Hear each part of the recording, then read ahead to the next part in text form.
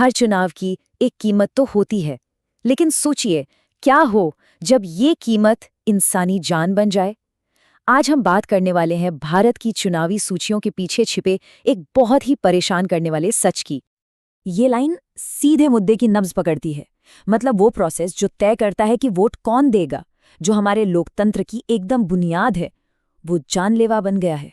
सवाल ये है कि हम यहाँ तक पहुंचे कैसे। 15 सुनने में ये सिर्फ एक नंबर लगता है ना? लेकिन ये कोई आंकड़ा नहीं है।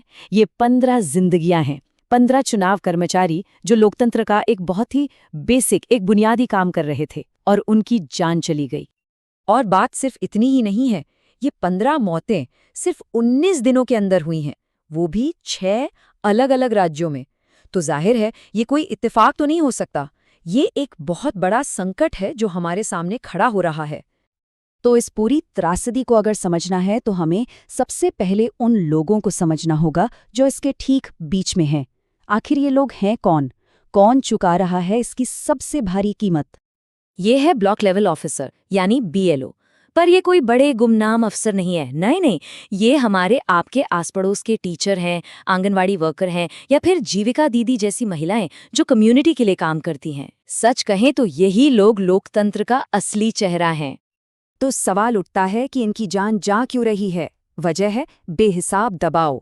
इन पर प्रेशर है कि वोटर लिस्ट को साफ करें और उसके लिए जो डेडलाइन दी गई है वो लगभग नामुमकिन है।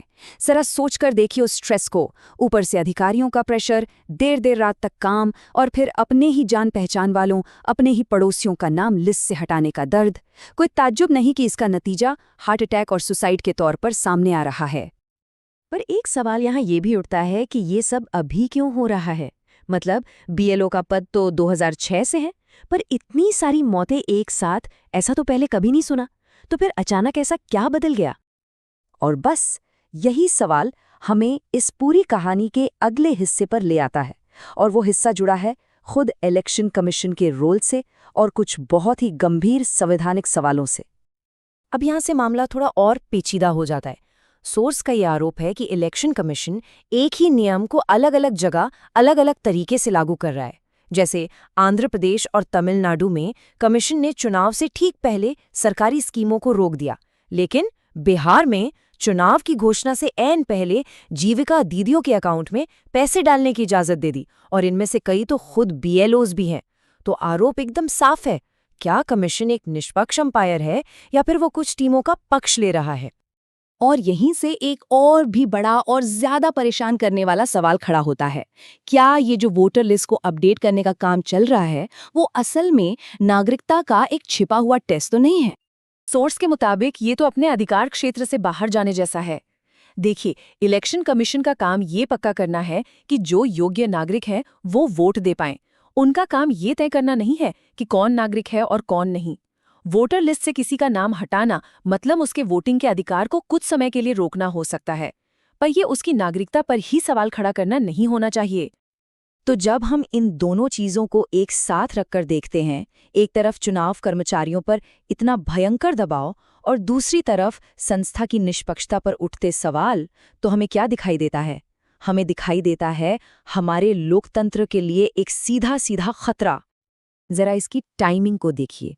लोकसभा चुनाव अभी अभी खत्म हुए हैं, कुछ राज्यों में विधानसभा चुनाव होने वाले हैं। तो सवाल ये है कि ठीक इसी वक्त इन दोनों चुनावों के बीच में बीएलओज की जान दांव पर लगाकर इस लिस्ट को बदलने की इतनी जानलेवा हड़बड़ी क्यों है? और यही वो सबसे बड़ा शक है जो सोर्स सामने रखता है। क्या असली मकसद वोटर लिस्ट को साफ करना है, या फिर किसी राजनीतिक फायदे के लिए इसे रीऑर्गेनाइज करना है? क्योंकि अगर इसे सिर्फ साफ ही करना था तो ये काम लोकसभा चुनाव से पहले क्यों नहीं किया गया? और इसके जो नतीजे हो सकते हैं वो वाकई में चौंकाने वाले हैं। सोचिए, वोटर लिस्ट के साथ राजनीतिक छेड़छाड़, प्रवासी मजदूरों जैसे बड़े बड़े ग्रुप्स का वोटिंग के अधिकार से बाहर हो जाना, और इलेक्शन कमीशन जैसी संस्थाओं पर से भरोसे का उठ जाना। सोर्स चेतावनी देता है कि ये सारे संकेत एक कंट्रोल्ड डेमोक्रेसी की तरफ बढ़ने के हो सकते हैं। तो फिर इसका हल क्या है? सोर्स 3 फौरी कार्रवाइयों की मांग करता है।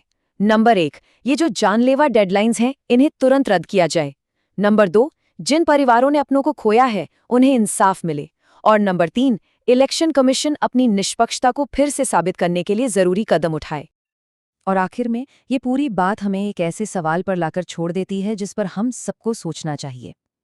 अगर एक प्रोसेस जिसे हम लोकतंत्र में इतना पवित्र मानते हैं, उसे पूरा करने के लिए इंसानी जानों की बलि चढ़ानी पड़े, तो क्या वो लिस्ट वाकई पवित्र रह जाती है या फिर वो खून से सना एक दागदार दस्तावेज बन जाती है?